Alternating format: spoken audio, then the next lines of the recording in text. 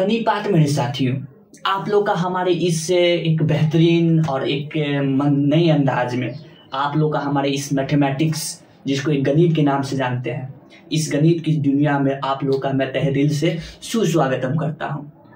आप लोगों को जैसा कि दिख रहा होगा कि हमारे सामने इस अध्याय को प्रारंभ किए थे और इस क्लास जो चल रहा है क्लास 10 का, ये बीएसबी और सीबीएसई बोर्ड दोनों के लिए ये प्रारंभ हुआ था। तो इसमें बहुत सारे हम लोग चीज को और टॉपिक को पढ़ते हुए यहाँ तक ही पहुंचे हैं।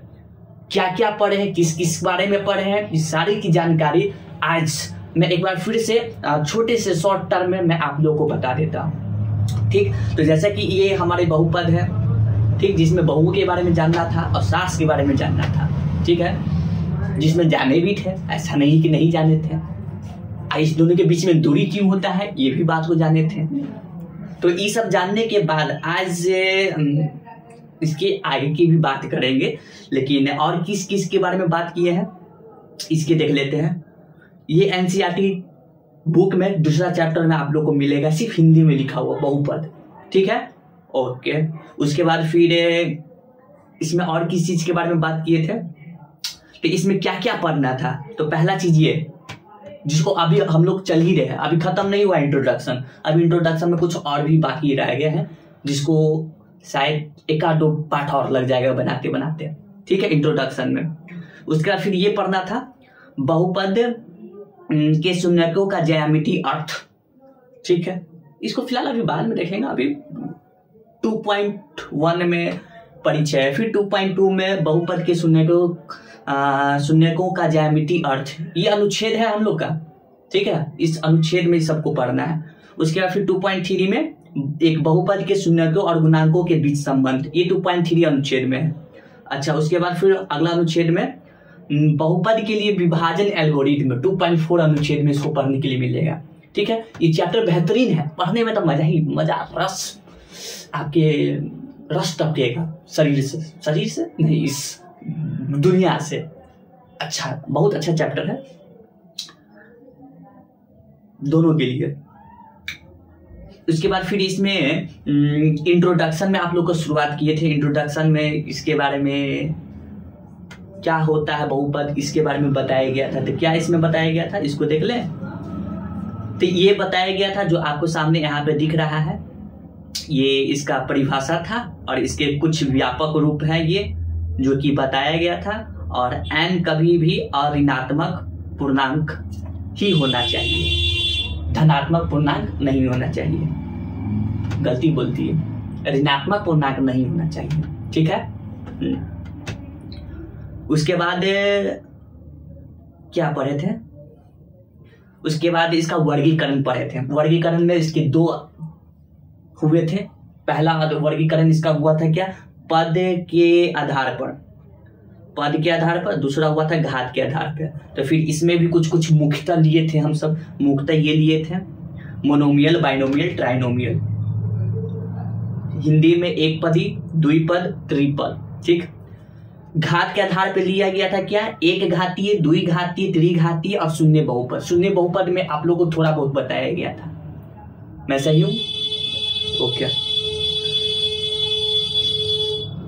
अभी जो आपको आवाज सुनाई दे रहा है इस पे थोड़ा ध्यान नहीं दे, क्योंकि हम लोग का जहाँ स्टूडियो है, छोटा मोटा स्टूडियो जहाँ भी है, वहाँ पे सड़क के करीब में है, इसीलिए ये आवाज आती रहती है।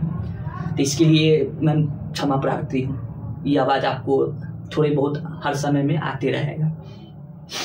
अच्छा, एक घातीय को एक और नाम से जानते हैं, रैखिक बहुपद, जिसको मैंने बताया था आपको, ठीक है। चलिए, इतनी बात समझ गए।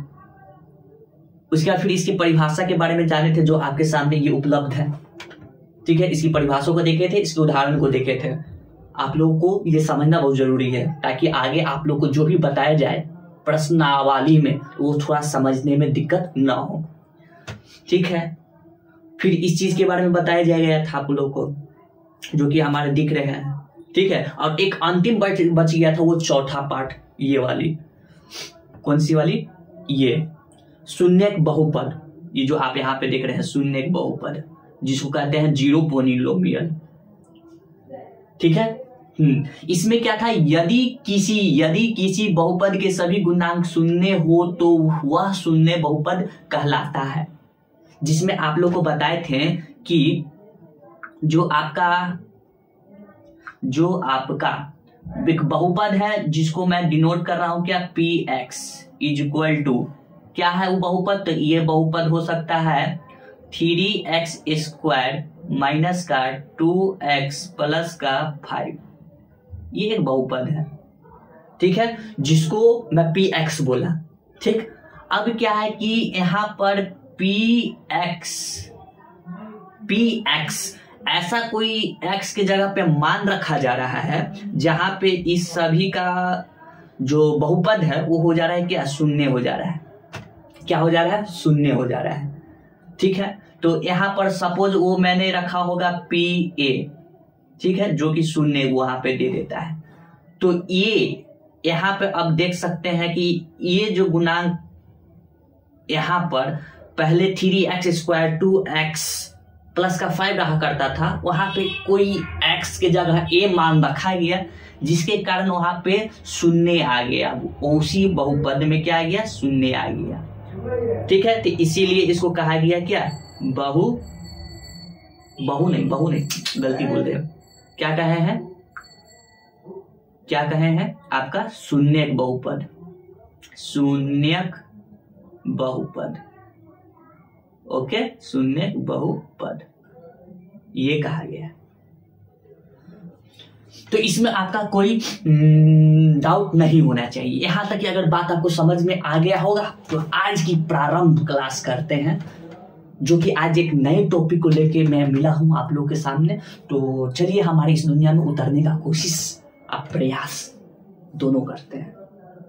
आइए,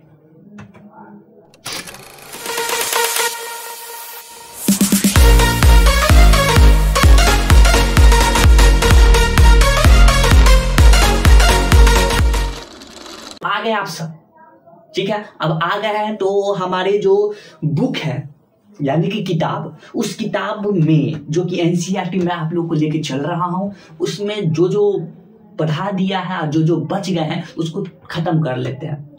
ठीक है, तो आइए देखते हैं। ये है आपका अनुच्छेद 2.1 भूमिका। अच्छा, परिचय को भूमिका भी कहा जाता है, ये भी बात है। आगे क्या है देखिए, इसमें यहां पे एक बात कहा गया है, देखिएगा क्या बात कहा गया है। आपने एक चर वाले बहुपद यानी कि पोलिनोमियल एवं उनकी घाटों यानी कि डिग्री के बारे में अध्ययन किया। कहा, क्लास 9 में भी आपको बताया गया। किसके बारे में, पोलिनोमियल बहुपद के बारे में और डिग्री यानी कि घात के बारे में। ठीक है, कि चर x बहुपद में x उच्चतम घात पावर यानी कि बहुपद की घात कहलाती है। यानी कि आपके पास एक बहुपद है, देखिए जैसे कि यहाँ पे आपको दिख रहा है ये वाली, इसको दूसरा कलर से कर दूं, बिल्कुल इसको दूसरा कलर से कर रहा हूं, जैसे कि ये रहा, ये आपका एक बहुपद है। इस बहुपद में सबसे उच्च घात यानी कि जो चर है उस चर का सबसे ऊंचा घात कौन सा नजर आ रहा है, तो हमको तो ये नजर आ रहा है सबसे ऊंचा घात वाला। क्या है ये, यहाँ पे है x का घात 3, ये नजर आ रहा है। ठीक है, तो ये जो आपका ये जो दिख रहे हैं ये वाली चीज, इसको बोला जाता है क्या, बहुपद की घात कहा जाता है, यानी कि डिग्री कहलाती है। बात समझे, हाँ इतनी बात समझ गए। तो यहाँ पर यही बात आगे भी लिखा हुआ है, देखिए यहाँ पर चर x में घात 3 बहुपद है। ठीक है, उसी तरह ये बहुपद है, इसमें सबसे ज्यादा घात वाला कौन है, तो इसमें सबसे ज्यादा घात वाला ये है u का घात 6। तो यही बात यहाँ पर आपको यहाँ लिखा गया है। ठीक है, तो ये घात होते हैं और बहुपद को सूचित किस तरह से किया जाता है वो आप लोग को दिखाया गया, बताया गया है इसमें। इतनी बात समझ में आ गया, हाँ चलिए, तो इसको मैं हटा रहा हूं। फिर अगली जो हमारी पृष्ठ होती है, उस पृष्ठ में क्या देखने के लिए मिला था, देखिए आप लोग का ध्यान यहां होना चाहिए तो समझ में अच्छे से। अब यहाँ पे देखते हैं हम सभी मिलकर कि यहाँ पर और इस पृष्ठ में क्या बताने की कोशिश किया गया है। तो रैखिक बहुपद के बारे में बताने की कोशिश किया गया है, जिसको मैं बोल रहा है कि उसमें एक घात होना चाहिए, जो रैखिक बहुपद कहलाता है, जिसका उदाहरण आप लोगों को यहाँ पे दिया गया है। ये जो आपका दिया गया है ये सारे एक घात वाले बहुपद हैं, इसीलिए इसको रैखिक कह सकते हैं या फिर एक घातीय बहुपद कह सकते हैं। ठीक है, इतनी बात समझ में आ गया। उसके बाद आपका दो घात वाले बहुपद आते हैं, जो कि इसको इंग्लिश में क्वाड्रेटिक पोलिनोमियल कहते हैं, क्वाड्रेटिक पोलिनोमियल। ठीक है, और इसमें एक और बात कहा गया है, जरा इसको ठीक से देखेंगे। क्वाड्रेटिक ही क्यों कहा गया, तो इसके एक कारण है। द्विघात क्वाड्रेटिक शब्द जो है ये क्वाड्रेट से आया है। द्विघात यानी कि क्वाड्रेटिक, जिसको इंग्लिश में बोलते हैं, ये क्वाड्रेट से ये यहाँ पर उत्पत्ति इसका किया गया, इस शब्द से किया गया है, जिसका अर्थ क्या होता है, इसका अर्थ होता है वर्ग। वर्ग होता है, कौन सी वर्ग, क्या क्लास में बैठते हैं वो वाली वर्ग तो नहीं, ये वर्ग है आप लोगों का क्या, किसी संख्या को उसका स्क्वायर कर देना। इंग्लिश में इंग्लिश में बता रहे हैं, हिंदी में समझ ही नहीं, इंग्लिश में कहाँ से समझ जाएंगे। लेकिन इतना आप समझते हैं ना कि किसी चर का घात अगर 2 है तो वो वर्ग है, इतनी बात समझते हैं। नहीं समझते तो उसके उदाहरण समझते हैं। देखिए उदाहरण यहाँ पे, ये उदाहरण यहाँ पे देखने के लिए मिल रहा है। ठीक है, इसमें जो चर है इसमें सबसे ज्यादा घात वाला कौन है, ये वाला। इसको ये दिखाइए, ये है ना ये, हाँ, इसका घात जरा देखिए। यहाँ पे x का घात कितना है, 2 है। ठीक है, तो ये हमारा द्विघात बहुपद है, सबसे ज्यादा घात वाला यही है। ठीक, हाँ, इतनी बात समझ में आ गया तो अच्छी बात है। और भी है इसके उदाहरण। और उदाहरण देखिए क्या है, ये सब जितना देख रहे हैं ये सारे उदाहरण किसके हैं, द्विघात बहुपद के है उदाहरण। ठीक है, और इसमें गुणांक वास्तविक संख्या है। गुणांक क्या है इसके बारे में मैं अभी तक नहीं बताया हूं, इसका चर्चा करना है, सिर्फ चर्चा। गुणांक क्या है इसके बारे में जानना है, क्या जानना है आपको बताया जाएगा। ठीक है, उसके बाद अभी तक इसके व्यापक रूप के बारे में भी बात नहीं किया गया है, तो व्यापक रूप के बारे में भी बताया जाएगा, थोड़ी देर बाद शुरुआत कर देंगे। ठीक है, लेकिन इसमें जो बचे खुश गए जो बातें हैं ना, वो आपको अभी इस पृष्ठ में बताया जा रहा है।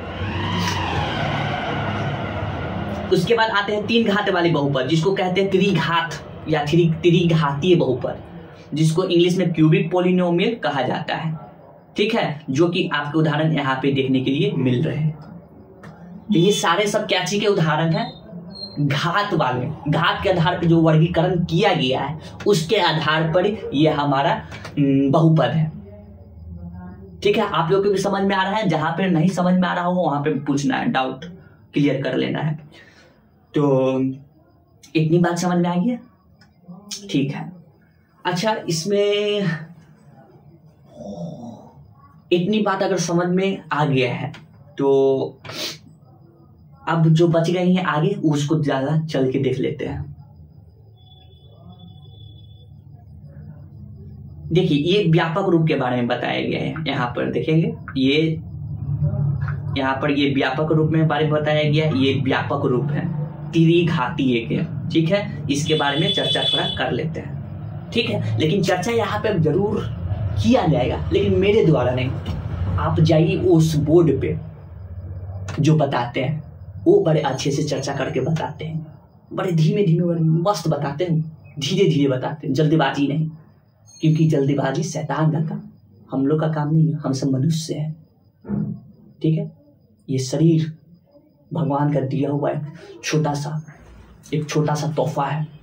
ठीक है, तो उस तोहफे को संभाल के रखना है, बातें बाद में, पढ़ाई ज्यादा। चलिए खड़े, आप जाइए वहां पे और वहां पे समझ के एकदम आराम से आइएगा, कोई जल्दबाजी वाली बात नहीं है। ज्यादा लंबा वीडियो बन जाएगा तो रोक दिया जाएगा, अगले क्लास में किया जाएगा, क्या जी है ना, अगले क्लास में फिर करना है। लीजिए, तो हम सभी यहाँ पर अब पहुंच गए। ठीक है, तो किस बारे में बात करना है तो उसको प्रारंभ करते हैं हम। ठीक, तो ये मेरा हथियार निकल गया। ठीक है, और ये रहा मेरा हथियार निकल गया, और ये रहा मेरा शत्रु। किस चीज के बारे में बात करना है, तो आप लोग बात करने आए हैं व्यापक के बारे में, बात करने आए किसके बारे में, व्यापक रूप के बारे में बात करने आए हैं। तो हेडिंग में डालिएगा, क्या हेडिंग में डालिएगा, बहुपद के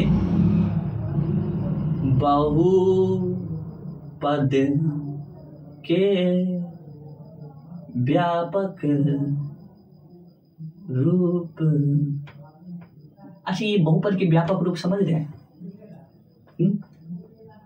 बहुपद के व्यापक रूप, कभी कभी बहुआ शकल बदली भी जाती है, ठीक। उसका शकल मतलब समझने, उसके अंदर की भावना को समझने में कभी कभी मिस्टेक हो जाता है आदमी से, ठीक है। मनुष्य से कभी कभी गलतियां हो जाती है, कभी नहीं बहुत बार गलती हो जाता है। तो इसमें भी वही चीज है, इसका असली रूप पहचान के रखना है, ठीक है। असली रूप। ज्यादा तो गिरगिट का रंग कौन बदलता है? गिरगिट का बहुपद को दो चीज हिस्सा में बांटा गया है। एक हमारा इसमें, किस चीज में, इसमें पद के आधार पे, और दूसरा हमारा ये घात के आधार पे, ठीक। तो ज्यादा यहाँ पे रंग बदलता है वो घात के आधार वाला, ठीक। तो उसका रूप असली वाला पहचान के रखना है। इसका इंग्लिश में जाना जाता है क्योंकि यहाँ पे सीबीएसई और बिहार बोर्ड, ठीक है, दोनों के लिए ऐसा पढ़ाया जाए कि दोनों पढ़ सके। इसका इंग्लिश होता है स्टैंडर्ड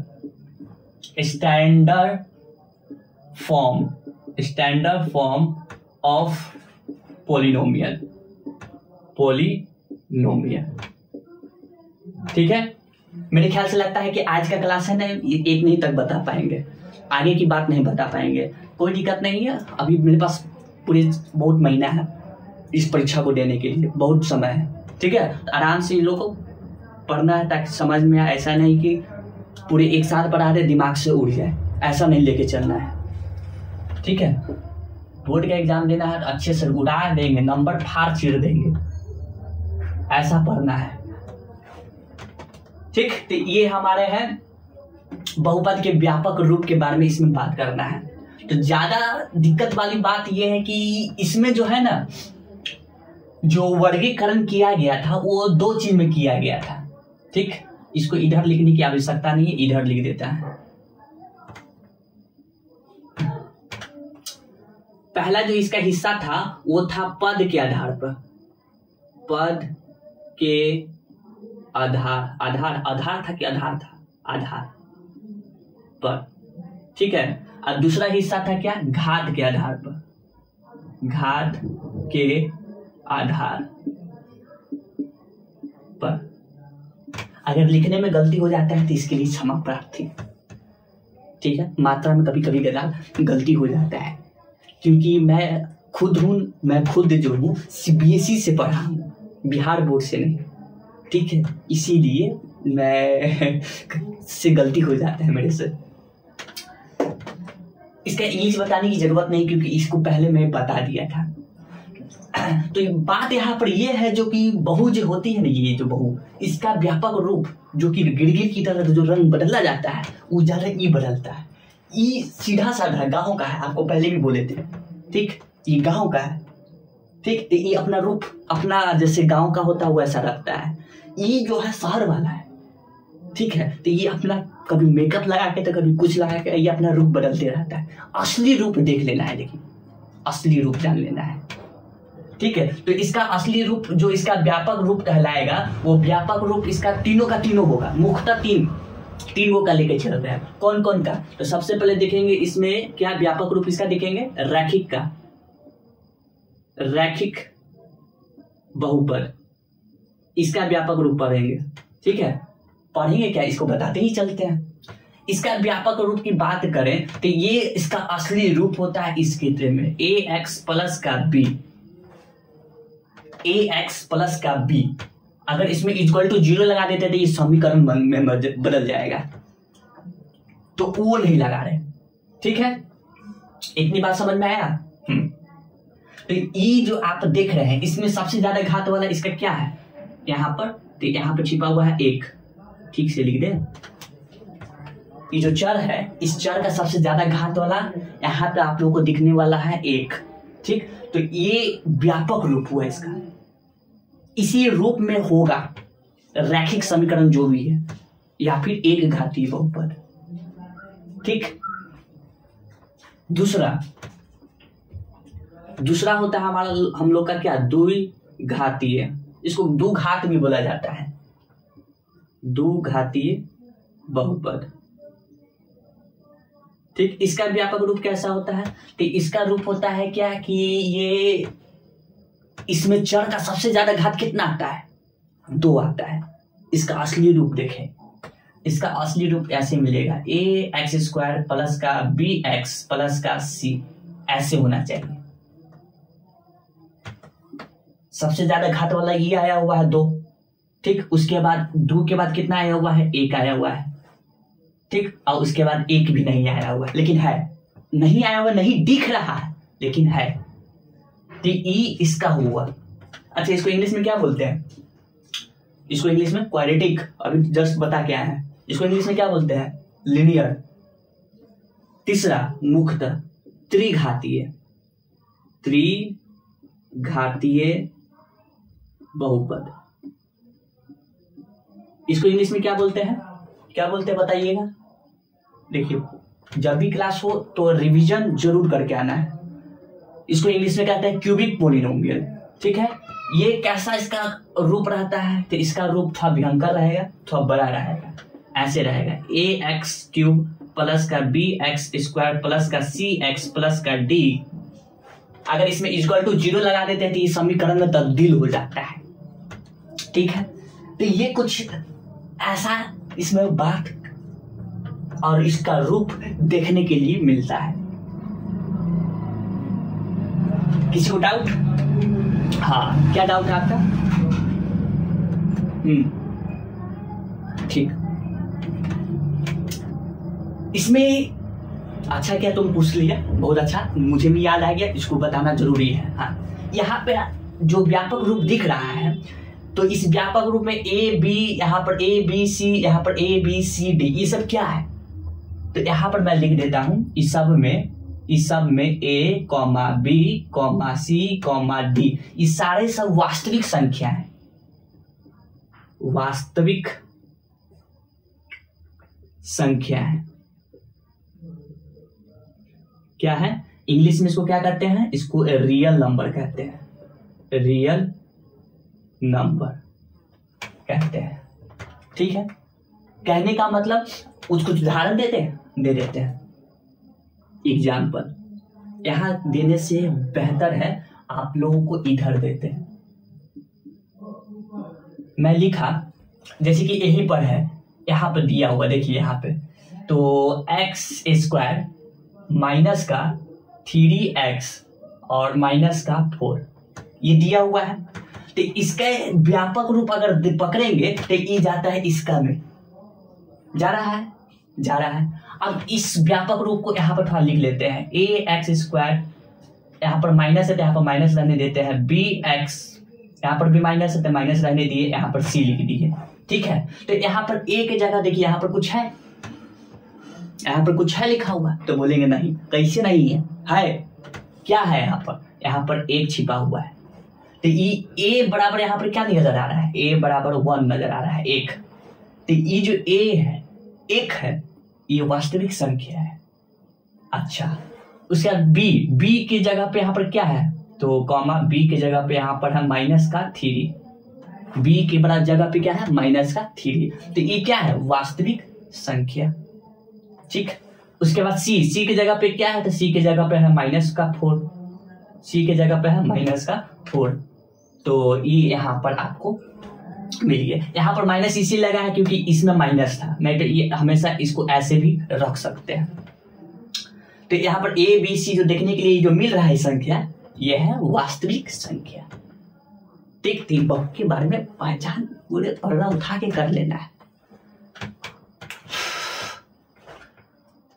ये बात समझ में आया, ये वास्तविक संख्या है, इसको कहा जा रहा है ए बी सी को, इसका रूप ये है, ठीक है, कोई दिक्कत नहीं। अब इस स्लाइड में अगर देखेंगे तो इस स्लाइड में एक बात कहा जा रहा है, यहाँ पे ये देखेंगे कि ए बी सी डी वास्तविक संख्या है बोला गया है, लेकिन यहाँ पर कह रहा है कि और a = नॉट 0, ये जो देख रहे हैं a = नॉट 0, कुछ कहा गया। बोल रहा है a इक्वल टू नॉट 0। बहुत अहम बात है ये, भले छोटे शब्द में लिखा हुआ अहम है। किस चीज का अहम है? यहाँ पर बोल रहा है कि ए की जगह जहां भी जो भी व्यापक रूप है आपके पास ये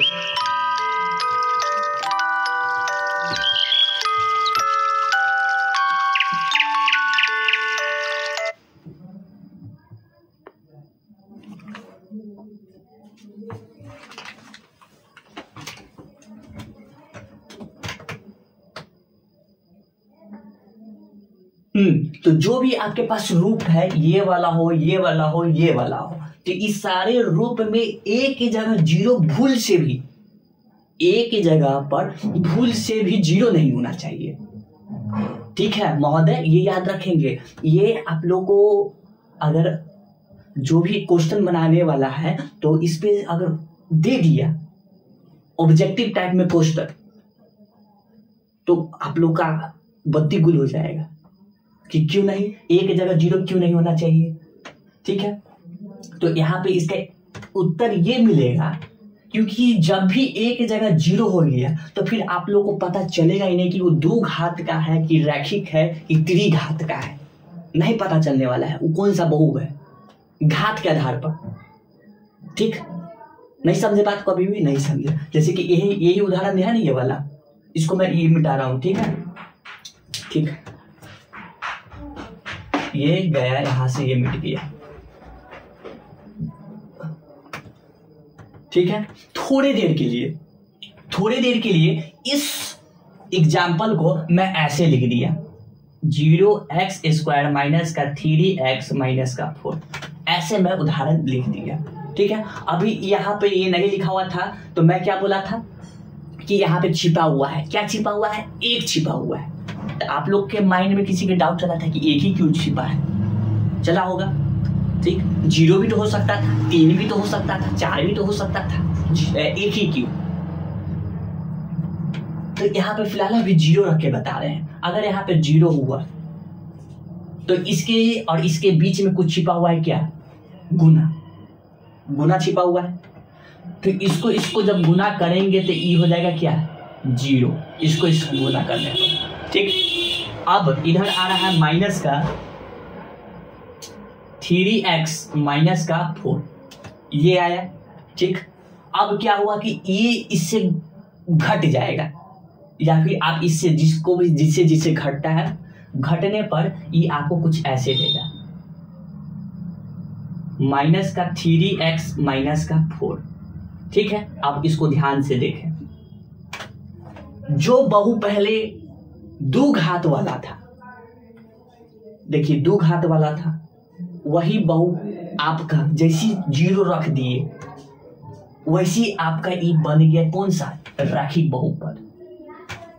इसीलिए कहते हैं बहुपद का व्यापक रूप, असली रूप जान के रखना बहुत जरूरी है, बहुत जरूरी है। बाबा रे बाबा, सोना छीन लिया, जो भी आया है मायके से वो छीन लिया, तो उसका असली रूप देखने के लिए मिल जाएगा। समझे?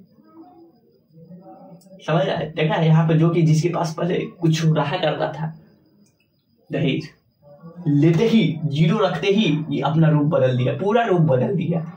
2 घात से सीधा बन गया रैखिक, ये रैखिक बहुपद ax प्लस का b, ax प्लस का b।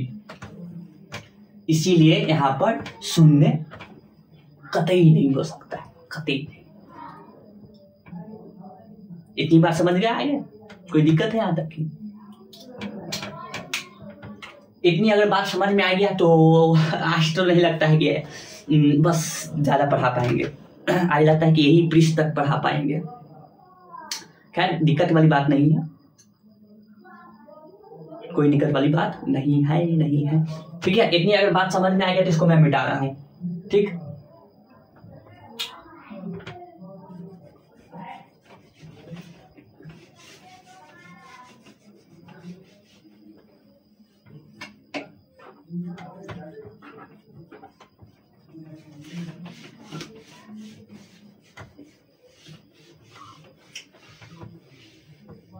चलिए, आप सब व्यापक रूप भी देख लिए, आप सब उसके बारे में भी जान लिए कि ABC क्या रहता है क्या नहीं रहता है।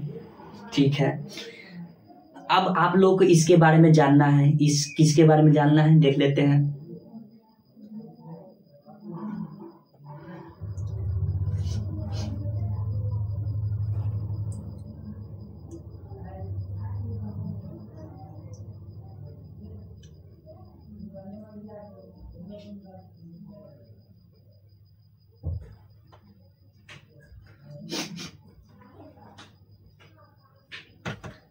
देखिएगा यहाँ पर बोला है कि यदि पी एक्स एक्स में कोई बहुपद है और के कोई वास्तविक संख्या है, ठीक है, यदि कोई वास्तविक संख्या है तो आप लोगों का यहाँ पर तो पी एक्स में एक्स को के से प्रतिस्थापित करने पर प्राप्त वास्तविक संख्या, यानी कि पी एक्स का एक्स इक्वल टू के पर मान जो भी निकलता है वो आपका यही कहलाता है, जो भी आपका वास्तविक संख्या निकला, यानी कि कोई बहुपद है जिसमें एक्स के जगह पे के रखा गया होगा तो उस पर कुछ मान निकला होगा, उस मान को वैल्यू इंग्लिश में और हिंदी में मान कहलाता है या फिर कहलाती है, ये कहने की इसमें कोशिश कर रहा है। इसको अगर नहीं समझ में आ गया तो और अच्छे से मैं इसमें बताने का कोशिश करता हूं। जैसे कि यहाँ पे इसको मैं मिटा दिया, यहाँ पर बोला गया क्या है कि एक्स स्क्वायर माइनस का 3x, एक्स स्क्वायर माइनस का 3x माइनस का 4, ये एक बहुपद है, ठीक। तो इसको सूचित क्या से करेंगे, तो इसको सूचित ए से करेंगे, पी एक्स से करेंगे। क्यों पी एक्स से क्यों करेंगे? महोदय श्रीमान पोलिनोमियल का इंग्लिश क्या होता है? तो पोलिनोमियल का इंग्लिश होता है POLYNOMIEN,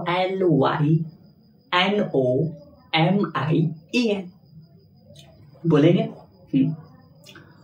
तो इसका पहला लेटर क्या चीज से स्टार्ट हुआ है? तो पहला लेटर शुरू हुआ है पी से। आप समझ में आया? बिल्कुल, पी लिख दिए। अच्छा देख, एक्स क्यों लिखे? क्योंकि महोदय और श्रीमान इसमें जो आप लोग को दिखने के लिए मिल रहा है, क्या देखने के लिए मिल रहा है? एक्स स्क्वायर माइनस का 3x माइनस का 4, इसमें कौन सा चर आ रहा है? एक ही जैसा। तो एक ही जैसा चर मिल रहा है, x x x, इसीलिए इस सब को यहाँ पर x ऐसे दिखा दिया। अगर u आता तो यहाँ पे लिखा था PU, जेड आता यानी कि जेड स्क्वायर प्लस में जेड ऐसे कुछ करके रहा था, यहाँ लिखा था जेड PZ। टी रहा था तो यहाँ पर लिखा था PT ब्रैकेट में, यहाँ पे इस तरह, समझे? तो यहाँ पर देखिए, यहाँ पर बोल रहा है क्या कि x बराबर 2 रखने पर, x बराबर 2, यहाँ पर x बराबर क्या रख रहा है? 2 रख रहा है, ठीक है। यानी कि P x के जगह क्या रखा जा रहा है? 2 रखा जा रहा है। तो यहाँ 2 रखा जाए तो 2 का क्या करना है? स्क्वायर माइनस का 3 इंटू एक्स के जगह पे क्या रखना है? 2 माइनस का 4 रखा जाए। 2 का स्क्वायर करेंगे कितना हो जाएगा? 4 माइनस 3 का 6, 3 दूना 6, माइनस में 4 हो गया, ठीक है। माइनस माइनस प्लस, तो 4 माइनस का 10 क्या आया?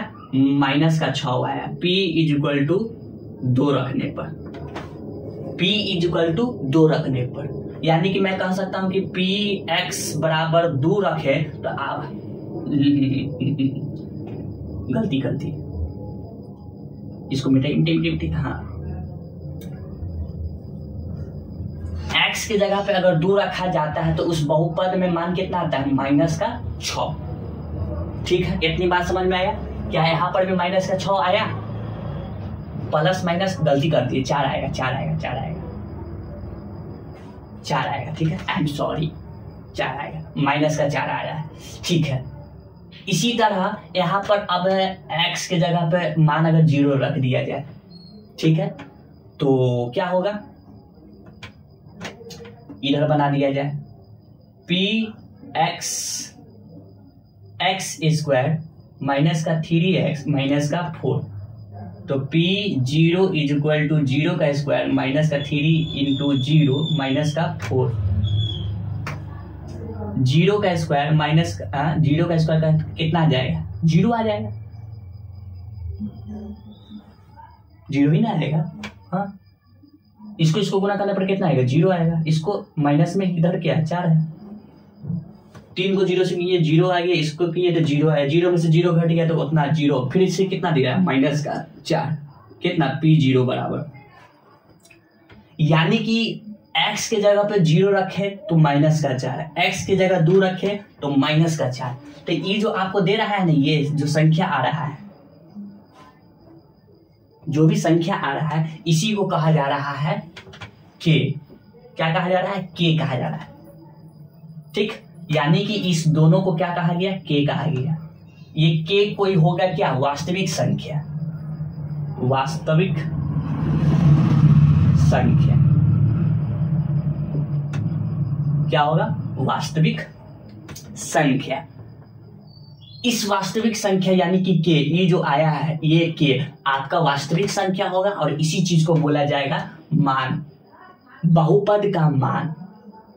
यहां पे लिख देते हैं, बहुपद का मान, यानी कि इंग्लिश में क्या कहा जाता है, वैल्यू ऑफ पॉलिनोमियल। गलती, पॉलिनोमियल नहीं हटेगा क्या, हटा देंगे कि बहुपद का मान। ठीक है, बात समझ गए आप लोग, समझे? किसी को कुछ डाउट नहीं? इतनी अगर बात अगर आप लोग समझ गए हैं तो आज की क्लास को यहीं पर समाप्त करने की अनुमति दीजिए। आप लोग भी अब अपने अपने घर जाइए और इस दुनिया में आप लोग इससे निकल जाइए, ठीक है? नहीं तो अगर इस दुनिया में रह गए तो फिर गुम हो जाएंगे। फिर मिलेंगे अगले आप लोग को बहुपद के सुन्नतों के बारे में लेकर मिलेंगे, ठीक है? शून्य और गुणांक के बारे में जानना है अभी, अब जाने का अनुमति दीजिए मुझे भी, आप लोग भी जाइए। अगले पार्ट में मिलेंगे बेहतरीन सा एक फिर से टॉपिक लेकर, तब तक के लिए जय हिंद, जय भारत।